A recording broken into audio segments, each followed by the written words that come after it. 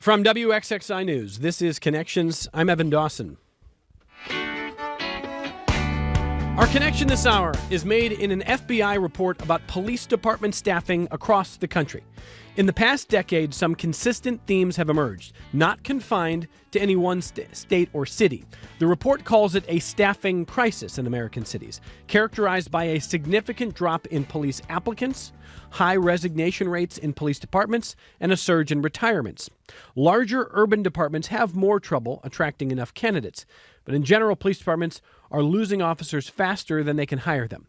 The Rochester Police Department has been talking about this for several years now. Mayor Malik Evans has noted that the RPD is nearly 100 officers down from its employment goal. The RPD has been working on changing that, with recruiting efforts aimed at filling the open positions and, ideally, also becoming a more diverse police force. In Rochester, 38% of the citizenry is black. According to reporting by Kayla Kane at the Democrat and Chronicle last year, the RPD is roughly 10% black. It's 86% white. Now, there are some critics, including the former deputy chief of the FBI, Dan Bongino, who say that focusing on diversity numbers in policing is just woke nonsense. The RPD appears to disagree. They are working explicitly with, for example, immigrant and refugee communities. They've been recognized for their efforts in diversifying the force or trying to do that. But regardless of racial background, the Rochester Police Department needs more men and women on the force. And this hour, we're talking about the full picture of local policing and what they are doing about that with our guest from the RPD. Sergeant Justin Collins is back with us. Sergeant, nice to have you. Thank you for being here. Yeah, thanks for having me back. And welcome to Officer Otto Pina from the Rochester Police Department. Thank you for being here. Thank you for having me. So let me just start with the basics here, Sergeant Collins. We've heard from the mayor, we've heard from members of council, and we've heard from your department for the last several years. It's roughly, give or take, 100 officers down from where you want to be. What's the number right now? Where are you at? I think we're a little over 100 down. I want to say like maybe 115, right around there.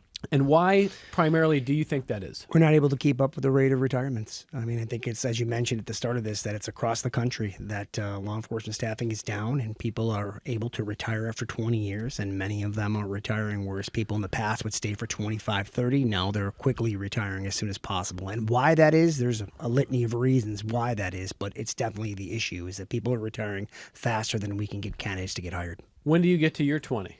I have had my 20 for 3 years. I'm working on my 23rd year. Okay. And so how come you haven't retired? I love this city, and we're down right now, and I strongly believe that we will come back and we'll be stronger than ever.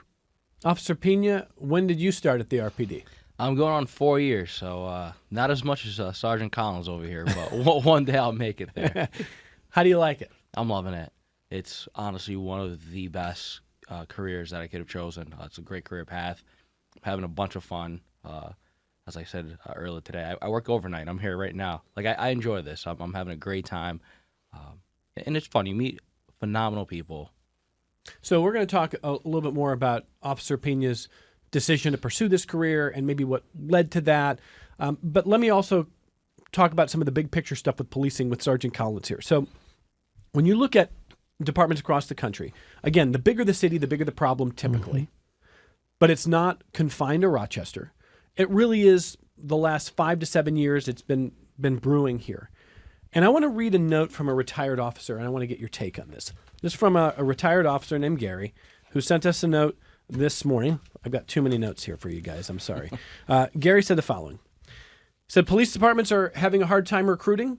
No one should be surprised.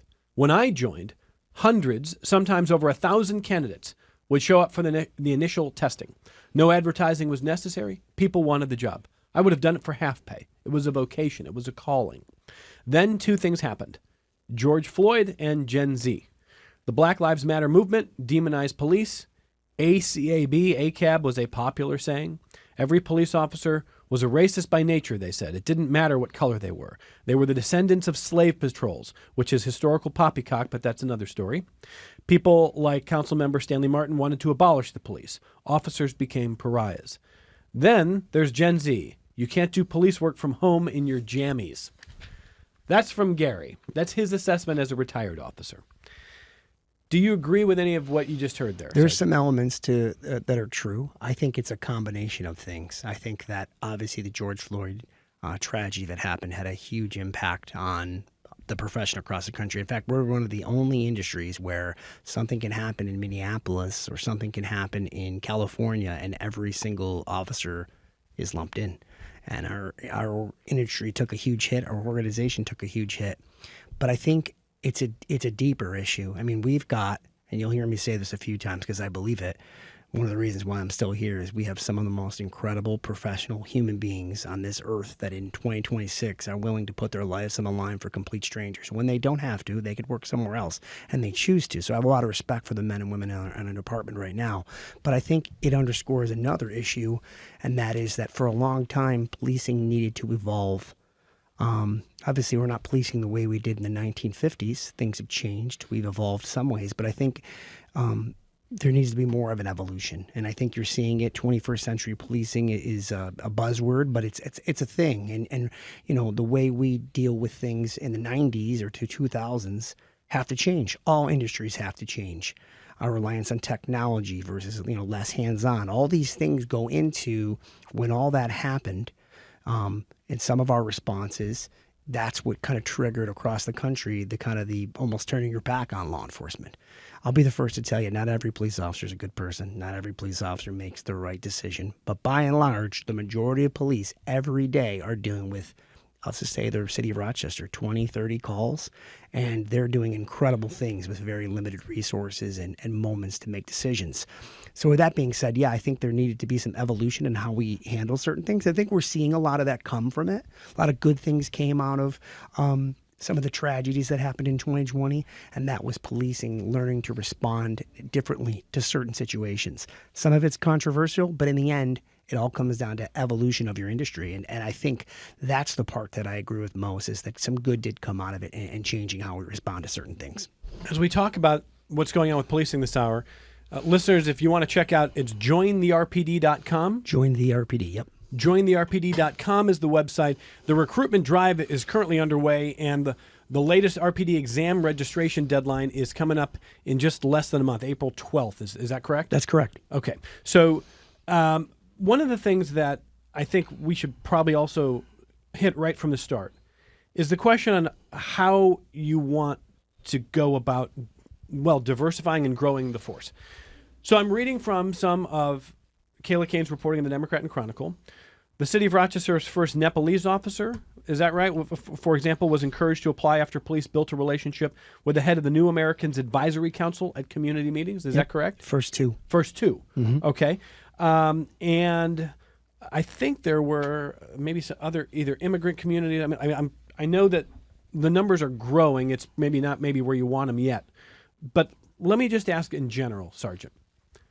This is a city with 38% black citizens, right? Mm-hmm. And the numbers from the DNC last year was 10% black on the Rochester force. Is that still roughly correct? That's about right. Roughly correct. Does it matter if your representation on the force isn't matching the citizenry in the city? I don't think it has to be a direct match, exactly what it is, but I think there's benefits in having people that are from where you're from, that look like you, that have maybe perhaps lived where you lived, and have shared that lived experience. I think that's important. Is it a requirement? Do we have to have it? No, we don't have to have it, but it would be good. And I think we work with such a vulnerable population in vulnerable situations that sometimes having that individual from Nepal, or an individual who's African American, or an individual who's white, if you can do it, or a woman, it could be helpful. It could de-escalate things. Is it a requirement? It's not a requirement. Do we need to have it? No, we don't need to have it. But would it really help? It would help. It'd help because, again, sometimes that familiarity really helps to calm situations down. Officer Pina, do you agree with that? I do agree with that. Like I said, it's tough. We're in a tough situation currently, and we would love for more people from the community to take the exam. And even when we're out there and we try to talk to some of them, some of it comes down to fear because they grew up in the city and they're afraid of what may happen if they do become a police officer, or what happens when I have to arrest my friend because I grew up in the city and I know so many people. And like I tell them, hey, I grew up in the city as well. City of Rochester? Oh, yeah. I grew up in the city of Rochester. I went to school here in the city of Rochester. When you cross that bridge, believe it or not, it might be awkward, but it's not as tough as you think it would be because they respect you. They know where you come from. You know where they come from. And they're like, hey, you know what? If it's anyone, I'm happy that it's you arresting me. Is there a sense that joining this kind of a department is selling out? No, I don't think so. I don't think that becoming a police officer, you're selling out. You're actually doing something. I'm not saying what you think. Oh. I'm wondering if you think there's a sense in the community that that's the case. Yes. Because some people have told me that themselves. To be honest with you, they're like, oh, you sold out, and it's like, no, I'm helping the community. I'm doing something. We talk so much about wanting change, and like I tell them, I challenge them. How about you be that change you want to see? You can't say you want change, but you're not willing to step into this yourself and advocate for yourself and go be change, You are of Dominican descent. You're a proud Rochesterian. Yes. I imagine you speak multiple languages. Yes. How much does that help you in certain situations? Helps me a lot. A lot of people don't know I speak Spanish, so when I start speaking Spanish to people, it calms the nerves down for everyone. Like, oh, you understand me? I'm like, oh yeah, I understand you clearly. Let's talk. So this is an example, I think, Sergeant Collins. I don't want to speak for both of you. I'll let both of you respond to this. I understand sometimes the criticism of diversity targets if they are just sort of tokenized or if they don't have any meaning behind them. If it's just a check a box, hit a certain target, you're done with it.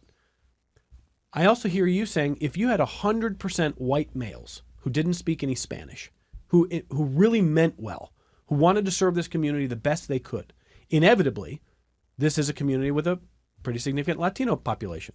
They're going to be dealing with people who sometimes don't speak English. And if you didn't have anybody like Officer Pina, who you could call on, that probably makes for more friction, more frustration in communication. Definitely, because there's challenges, there are cultural challenges. There's things that can happen that, our goal at every call is honestly not to arrest people. It's to calm situations down, to mediate, and to move on.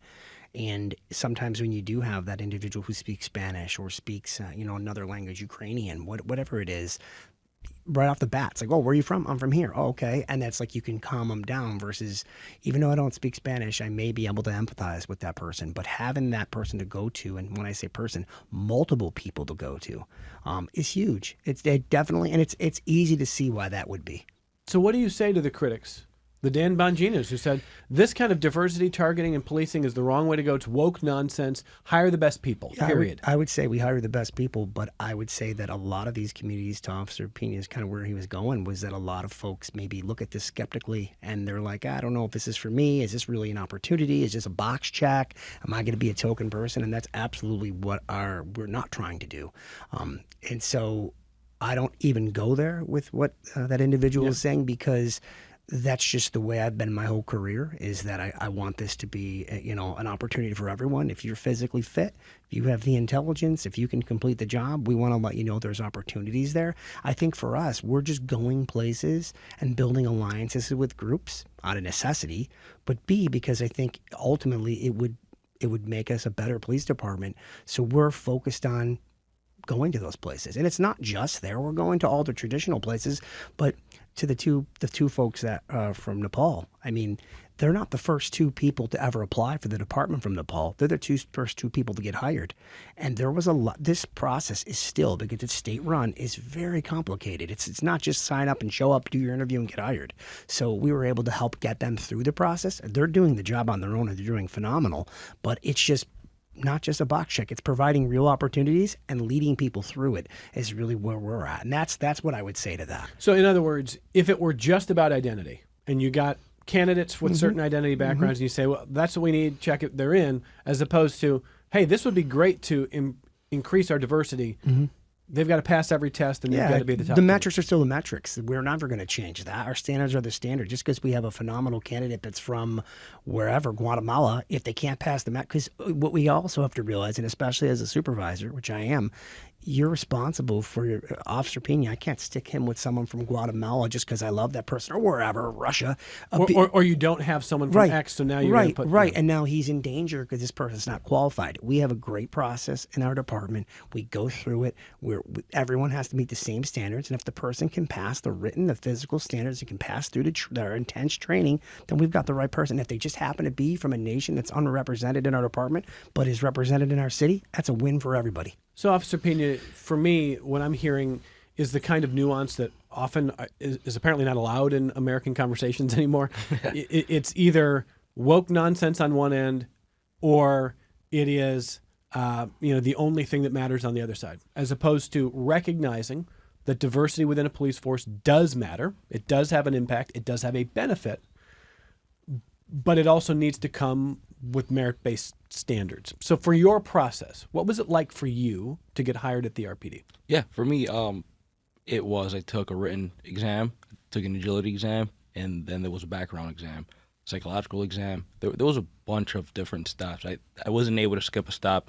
They didn't baby me through something. It was like, you have to get this done, whether it was getting paperwork in order, get, a bunch of things from my background. That way they know, like, all right, this person is a responsible person. This person can get paperwork over to us at a timely manner. Like, they can show a positive pattern, I guess you can say. So even while I was in the process, it was the same thing for each and every one of my counterparts who were with me. When did you know in your life that you wanted to be a police officer? Since I'm very cliche, but since I was a kid. You did, huh? Yeah. At first I wanted to go to the military, was my thing, but I was like, no, I really want to be a police officer. I just enjoyed it, just seeing police officers doing what they were doing. I grew up watching Cops, all right, so that alone there sold me. And not just that, I've always had a heart I love serving people. I love doing things for people. I love helping out. And when I got this job, my thing was this: I just want to touch one person's life. I want to be able to go out there, do my job, and if I could touch one person's life, I'll be fulfilled. I feel as if I fulfilled my job, my calling. And now that you're in this position, yeah, having grown up in Rochester, you know this community well, you know the city well. And as you acknowledged, there are some people maybe who you grew up with who are surprised that you would become a cop or view it as selling out. How do you work in communities where you grew up to try to change that idea that becoming a police officer is not selling out? I just try to be an example. I show them, like, look, like this, look what I'm doing. Look how I'm helping you guys out. I'm not selling out. I'm helping you. I have discretion, and whether I use it or I don't use it, that's up to me. It's up to every officer. And believe it or not, more officers use discretion a whole lot. And that's just what I try to emphasize and show them. And I'm like, hey, or I tell them, you think I'm using discretion. This officer over here who you thought was a racist is the one that's helping you out, who's getting you these resources, who is doing X, Y, and Z for you, who's going above and beyond for you. You think it's me because we grew up together, but this officer is the one that took lead on this call. I just came here to back them up, and it just so happened that we knew each other. But this officer is the one that's doing everything for you, and just when you explain that to people, like, wow, like, I didn't think he was going above and beyond for me that way. I thought that was all you. I'm like, no, it's not me. It was that officer. I'm not going to take credit for something I didn't do. And when you start to explain that to them, they're like, wow, I guess not all officers are bad. And I tell them, you could do the same exact thing. Because like I said, I grew up in the city. I went to school in the city. I know what the city entails, So being able to just bring that to light to them and seeing their reaction it's good for me. Even though you're still working overnight. Yeah, I love overnight. I mean, you're still young on the force, right, Sergeant? Everybody's got to pull shifts. You do it at one point, right? Yep. Yeah. You don't mind it? No, I don't mind it, and it's good for my family life. Youth is not wasted on the young, see? We're talking about what the RPD is trying to do to grow their ranks here. And if you want to learn more, they have a website, jointherpd.com. A registration deadline for the latest RPD exam is coming up on April 12th. And we're talking to Sergeant Justin Collins and Officer Otoniel Pina, who has been on the force for 4 years, 23 for Sergeant Collins. And we're talking about not only the shortage in Rochester, but how this relates to issues across the country. In a moment, I'm going to read from a story in The Atlantic about what we're seeing with crime across the country. Before I do that, I think a fair question, having read my colleague Gino Finelli's reporting on this, is I'm looking at a full staffing number of roughly 728. Does that sound about right, Sergeant? Yep. Okay. You're 100 plus officers down on that. Is the budgeted 728 number, is it realistic at this point if it is so difficult to attain or sustain? Meaning we're still able to survive without it? Do we need it? Well, I mean, obviously you got to look at response times. If you're going to look at a problem like that, you're going to look at overtime. All those things are going to, so it's hard to just throw without having those numbers. But I would say you're going to need more than you got. You're going to at least need to get close to that number because there is obviously overtime being spent. There are people working a lot of extra shifts just to kind of can maintain that coverage. So I think that's part of it. I don't think you can just say, well, they're surviving, because there's always going to be the quality of the service is the key, the response time, and until that you can master that answer, I don't have a clear answer for you. On the overtime issue, when I look at the overtime numbers for RPD, the first thing that comes to mind to me as someone who doesn't work in the department is they need a lot more officers. It's a lot of overtime. Then when you understand retirement, your last 3-year salary is what your pension's going to be based on after you do your 20? Is that right? That's correct. So I think it's fair to ask for taxpayers, is overtime being shifted to officers who are in that just about to retire phase so they can boost their salaries and have a bigger pension? Right. I've never seen it. I understand the question, but what I think there's just so much overtime on patrol because they need the people to take the calls. The calls really dictate. Do you think at least the vast majority of it is just a department that's understaffed? Yeah. I mean, there's people working platoons, working, multiple people work at the platoons they're not even on because they can't get guys to cover, so that are from the platoon because those guys have days off. So yeah, I think a lot of it's just patrol guys working, going to calls for service because they're down. I mean, those are things you really can't budge on. You need people to answer the 911 calls. So I think if it is your last 3, you picked a really good time for it to be your last 3 because you're able to jump in there and work a lot of extra if that's what your focus is. But yeah, I think it's really majority of guys working these extra thing, and it all has an effect, right? Because one area is short, then other positions are short or unfilled, and it all trickles down to create overtime. So let me read from, I want both of you to respond to this. My colleague Brian Sharp sent us a piece from The Atlantic, recent piece titled, "The Great Crime Decline is Happening All Across the Country." Henry Graber wrote this piece in January. And I'm going to read an extended passage here to kind of paint the picture of what is happening with crime right now. And then I want to talk about what it means for policing. Graber writes, quote, "After a pandemic-era rise in murders commonly attributed to a lack of policing, Seattle recorded fewer homicides in 2025 than they had in 2019, despite a much smaller police force in Seattle. If less policing made crime go up following the George Floyd protests, and most people thought it did, then what has made it go down?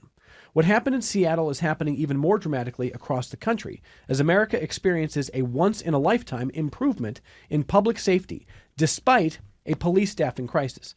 In August, the FBI released its final data for 2024, which showed that America's violent crime rate fell to its lowest level since 1969, led by a nearly 15% decrease in homicides, the steepest annual drop ever recorded. That's 2024. Preliminary 2025 numbers look even better. The crime analyst Jeff Asher has concluded that the national murder rate through October 2025 fell by almost 20%, and all other major crimes declined as well. The post-pandemic crime wave has receded, and then some. According to Asher's analysis, Detroit, San Francisco, Chicago, Newark, and a handful of other big cities recorded their lowest murder rates since the 1950s and 60s.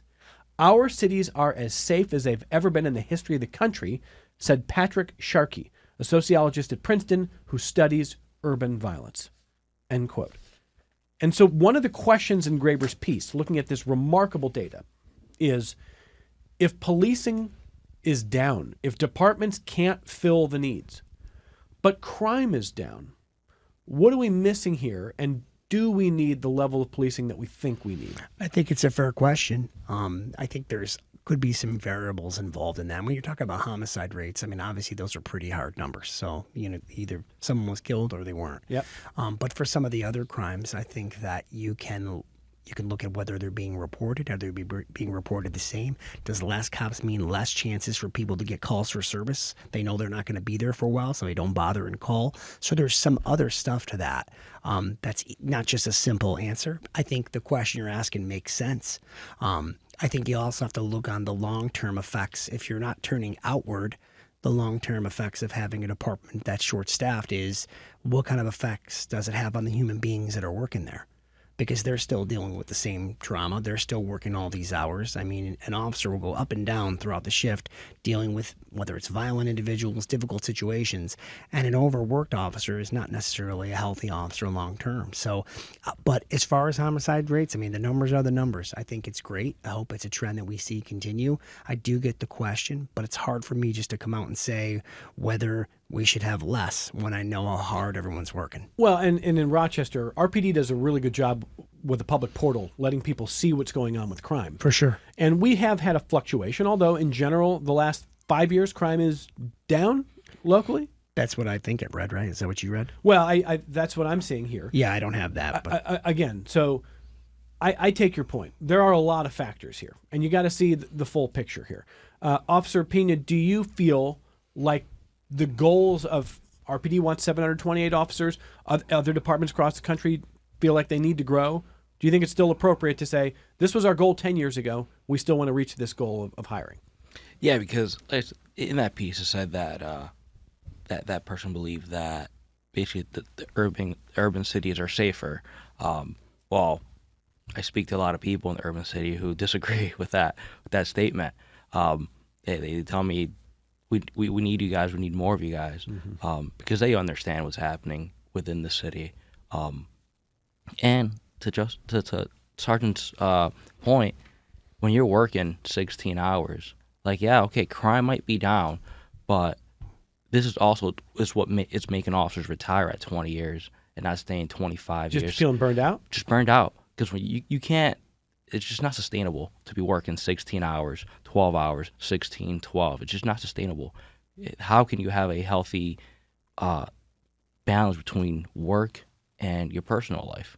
It becomes tough, Well, to Officer Pina's point, on a 16-hour day or a long day, a lot of overtime. When my colleague Gino Finelli was talking about police overtime recently, one of the things I said was, next time I fly in a plane, I don't want the pilot to be on his 20th hour. Yeah. Mm-hmm. I don't want him to be on his 15th hour. Yeah. Mm-hmm. The next time I need an officer to respond, I'd prefer it not to be an officer on their 13th hour. It's a fair question. Is that fair? It's a fair statement. I'm not saying that I think an officer can't do a good job on the 13th hour. No. I'm saying human beings get fatigued, especially in high-stress Totally. jobs. And that's why I think we always have to look at the fact there's still a human element to this. People think when they see this, they just think, well, those are robots, and they're like the television cops, and then television cops never get tired, right? They're jumping out of exploding cars and shooting guns and laughing with their buddies, and that's just not like that. That's not what the job's like.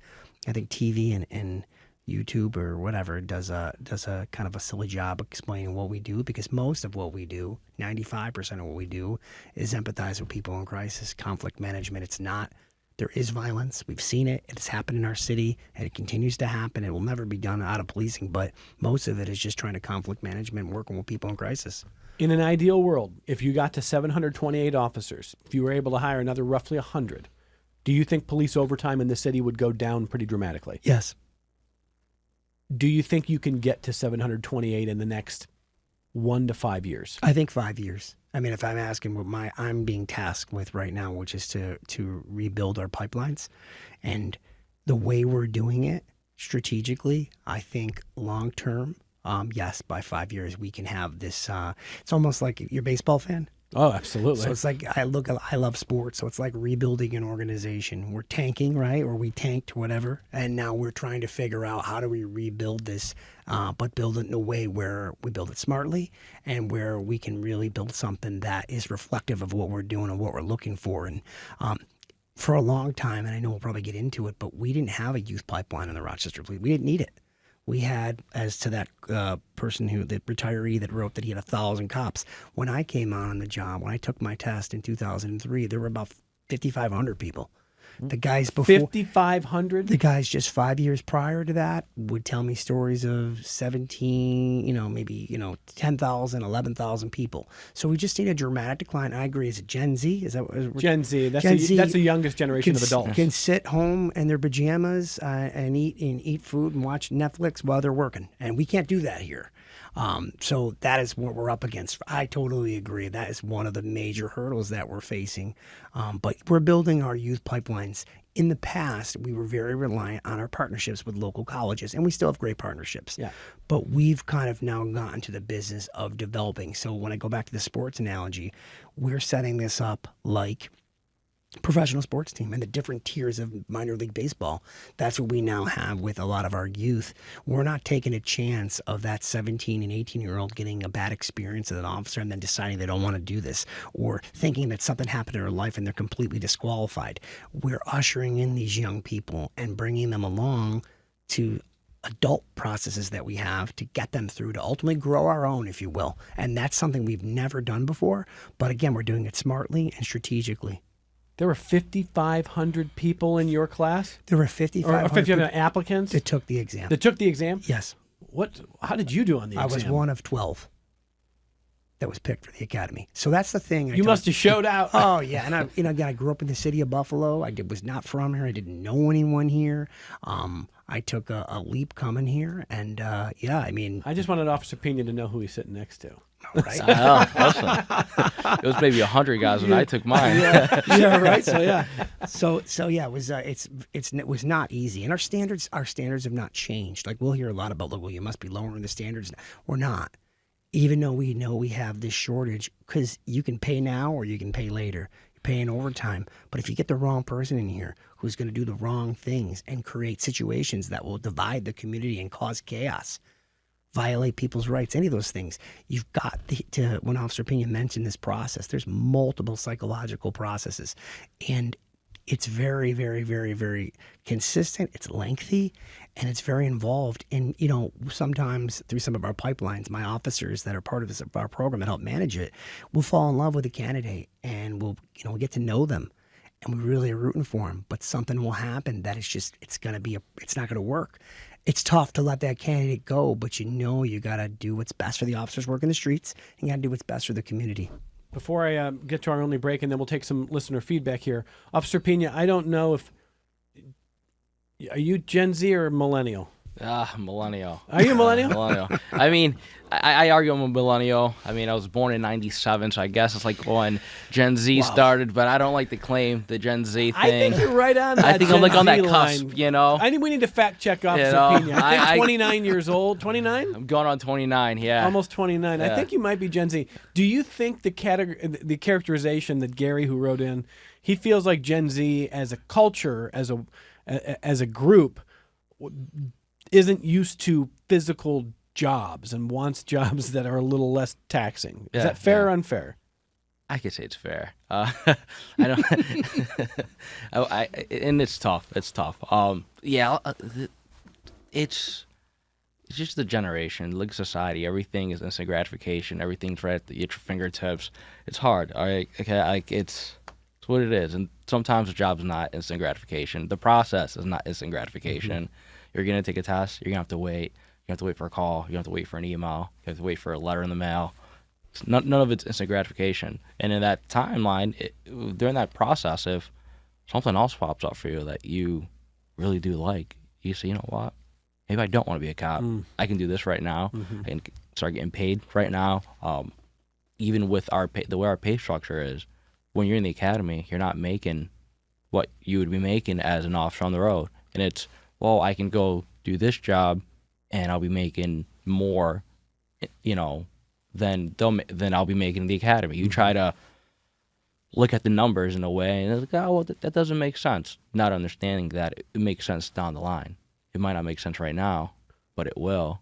I take a pay cut to become a police officer, and I'll make more money than I was making before becoming a police officer. And you'll have an option at 20 to either stay or to retire. To add that to what he's saying, a former chief who was a friend of mine spoke to one of our groups once, and he said something really profound that made a lot of sense, and that was that the majority of our money that we earn gets paid after we retire with our medical benefits and with the pension. So like you make the most of your money comes back to you when you retire, which is where, we get it on the back end. We do get paid very well. We're one of the highest paid police departments in the area, as we should be. Our officers are some of the hardest working, and this isn't my opinion. The numbers show that we go to more calls than anyone else in this area. But the money really comes, that second wave comes after you retire. And a lot of, to this Gen Z, they're not thinking about that at all. Well, and I'll say, last question for the sergeant before we get our break, and then we'll take some questions from listeners. Last week, we talked to public union leaders, teachers, firefighters, and then just general public union leadership. And one of the things they talked about was the challenge in recruiting young people and how important it is to know that you've got a good pension, that you've got something set up for you, because to Officer Pina's point, Gen Z is looking around going, I could be a firefighter, but that's hard, and I'm not going to get paid as much as if I go do X. So what these union leaders are telling us is we need something to say to them. This sweetens the deal for you. You serve the public. The public needs you, and you get taken care of. Mm-hmm. Now, the argument that some are making is, well, it's too much, or it's out of balance, but how important is it, Sergeant, to be able to tell your recruits, hey, whatever you think you can make elsewhere, you put in 20 years here plus, you're in a really good situation, and you're serving the public. How big is that incentive? I totally agree with what those union leaders were saying, and yes, it is. And one of the things I think you not only just need to say it once as a son of a 15-year-old or as a father of a 15-year-old, you need to say it multiple times. And not that these are children, but they're younger folks. You need to say it multiple times. And that's one of the things that we have built within our department that's unique to our department is we have a workforce development program that has 19 to 42-year-old folks in it that are all at different stages of the hiring process. But we're able to reiterate things like what you just said over and over and over again and answer questions. There's a lot of fake news out there, right? A lot of things that they may hear from someone that's not exactly correct. And by having an opportunity to touch our pool of candidates over and over and over again, to have my officers in there engaging with them, you can start to sweeten that deal consistently. So, well, what about this? Well, what about that? Like, there's still many people out there, for whatever reason, think that once they hire, they don't get paid to train in the academy, which is not true. It's never been true, but it's just important we have that opportunity. So yes, to that point, we spent a lot of time with our folks ushering them through this process to make sure that anything that they might be thinking about, we're able to explain what is true and what is not true. When we come back from this break, we'll take some of your feedback. My guests come from the Rochester Police Department, and they are in the middle of a recruiting drive. The drive underway has the deadline of April 12th to register for the latest RPD exam. You can learn a lot more if you want more information at jointherpd.com. They would love to fill 728 positions, and they're down, according to the mayor's office, according to the RPD, roughly 100 plus officers. Sergeant Justin Collins is here. Officer Otto Pina is here, and we'll come back with your feedback on Connections. Support for your public radio station comes from our members and from Bob Johnson Auto Group, believing an informed public makes for a stronger community. Proud supporter of Connections with Evan Dawson, focused on the news, issues, and trends that shape the lives of listeners in the Rochester and Finger Lakes regions. BobJohnsonAutoGroup.com. And Excelis Blue Cross Blue Shield, providing members with options for in-person and virtual care, creating ways to connect to care when and where it's needed. Learn more at excelisbcbs.com.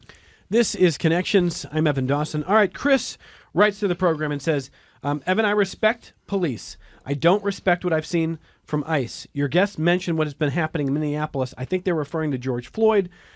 But officers are going to be impacted by the perceptions of ICE, even though ICE are not police officers. That is from Chris. Yep. Okay, so Sergeant, do you agree with that? 100%. People cannot distinguish the job that ICE has to do versus the job that we do, and not the same. Not the same job. And like I say, most people cannot. And you're in uniform, you're law enforcement, you must be doing the same job. We have a very different job, and a big part of what the city police department does is, again, responding to people in crisis, protecting people. public safety in our city. So obviously ICE has a different job. But to that point, that's one of the reasons why we launched our Many Routes, One City campaign, in which Officer Pina is driving for us. And that is to, we had some success a few years back. You mentioned the 2 officers from Nepal. We had a few officers from Yemen and different places that were really first ever in our department. We're proud of that.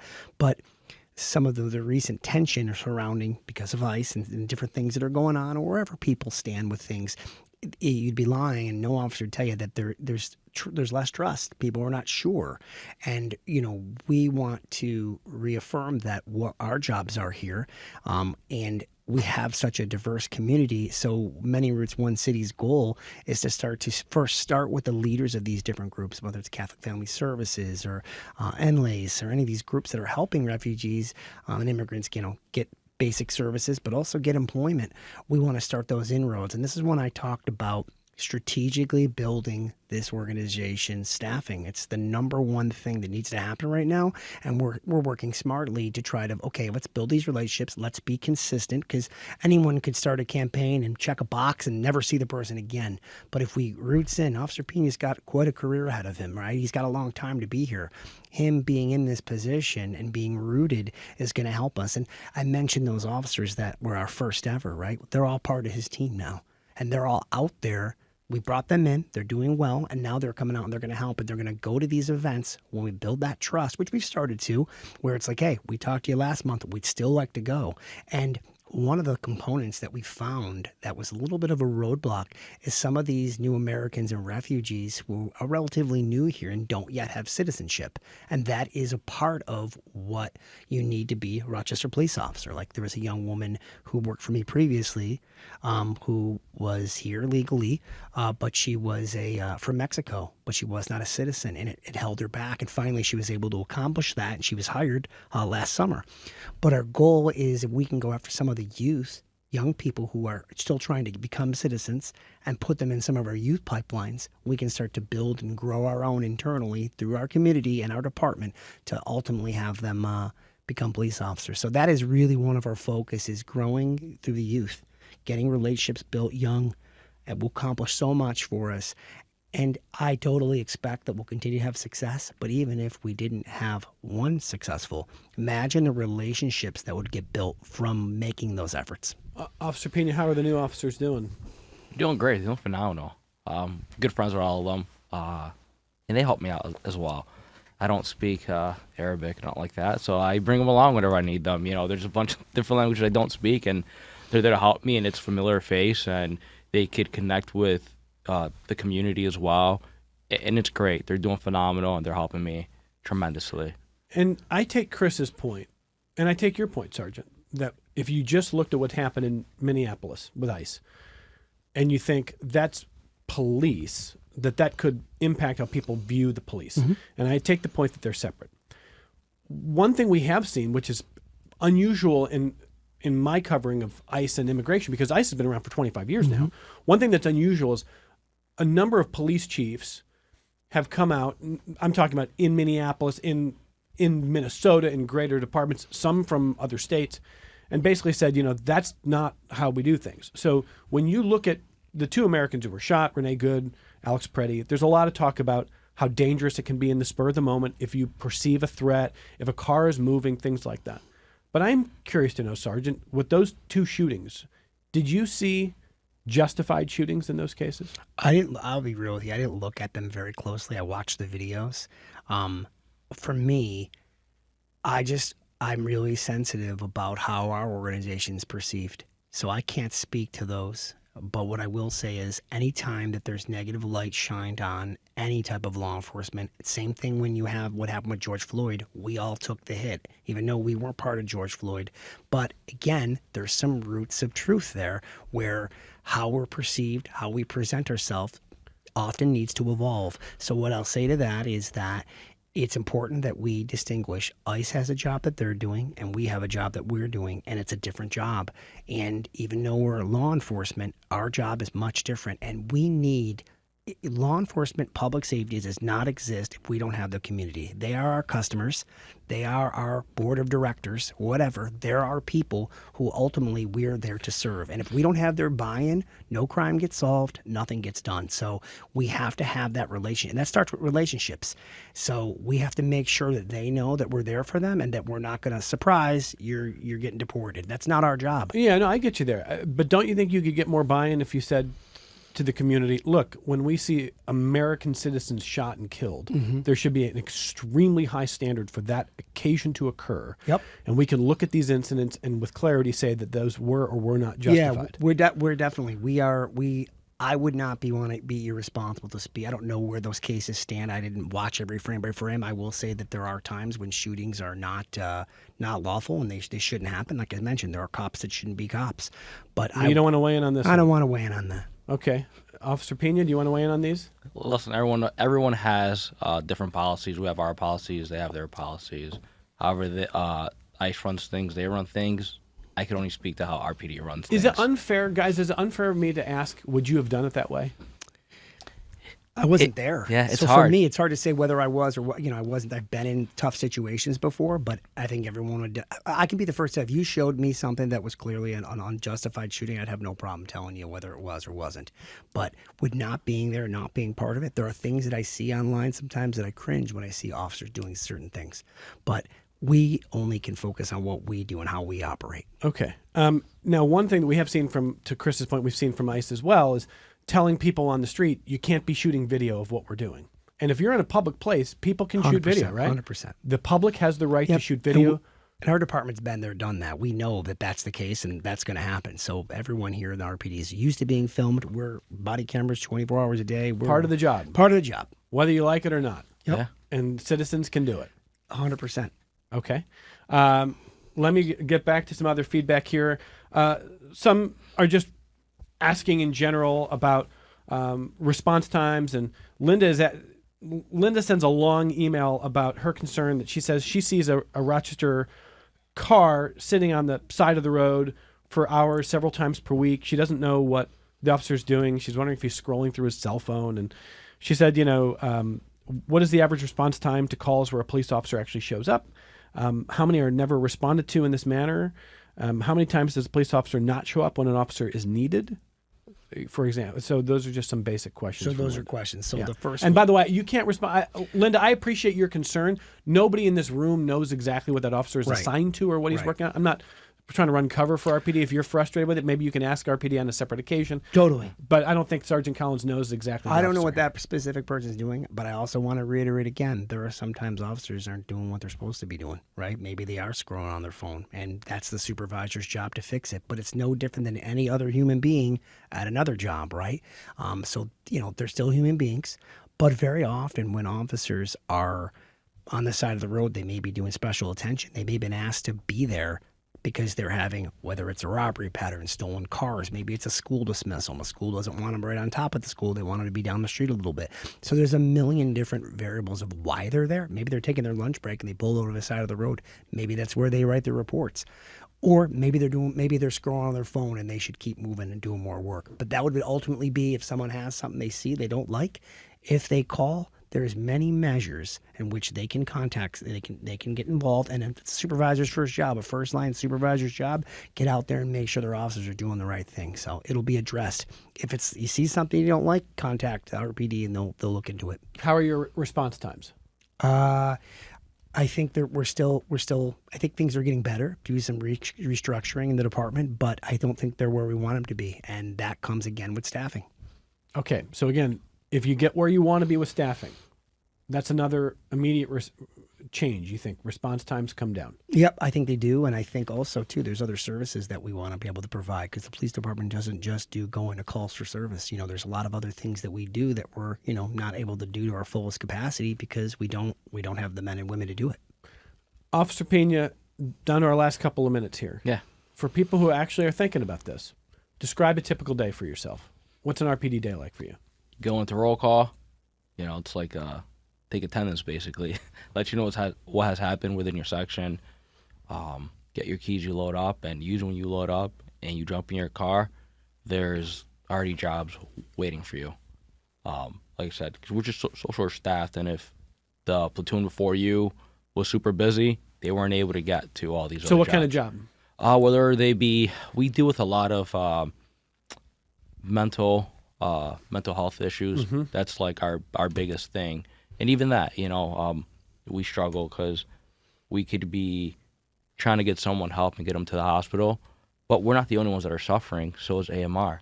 They're struggling. So now we're waiting for an ambulance for 40 minutes, 30 minutes, an hour to get this person to the hospital who was just expressing suicidal ideations or whatever it is. But now we're also held back because AMR is backed up. Do you have the PIC team or others with you who can help? Yeah. In most of those cases? Yeah, but we also have to be there with the PIG team with some of these individuals because there's also been times where members of the PIG team have gotten hurt because this, like I said, this person is in a crisis and they could be up right now or then they could be down and vice versa. So you don't understand what they're going to do or how they're going to react. So we also have to think about the safety of the PIG team. And not allow them to walk into something where they can ultimately get hurt. So you start your shift, you're almost right out to calls. Yep. How many calls in a regular shift? How long is a regular shift for you? 8 hours 8 is a hours. regular shift. Okay, and how many calls? I would go to 17, 18 calls, 20 calls. And think about that. That's in 8 hours. So, I mean, you try to take your time on every call, but it's also hard when you have that pressure understanding that, well, this other person's been waiting for an hour, Yeah. And I got to get there too. So, that's also the pressure that mounts on you. And it's, well, I also have to do this paperwork. I have to do X, Y, and Z. But you're 4 years in. Yeah. Any regrets? No, I love it. I have a great time. I've met a lot of phenomenal people. And just connecting with the community is great. Serving. So I love it. I want to thank both of you for being here. And again, jointherpd.com. 20 seconds. Anything else you want the community to hear? Great opportunity. We hope people get involved. I guess to Officer Beanie's point, best way to do it if you want to make change is to serve from the inside and to make that change from the inside. The website, if you're interested in learning more, is jointherpd.com. We've got a deadline coming up on April 12th, and I know they'd love to hear some more. Whether it's Sergeant Collins, whether it's Lieutenant Bello, or so many others, this is a department that's been very responsive, and we appreciate that. Thank you for being here. Thank you for having us. Thank you, Sergeant. Officer, good meeting you. Good luck to you. Thank More you. connections coming up here.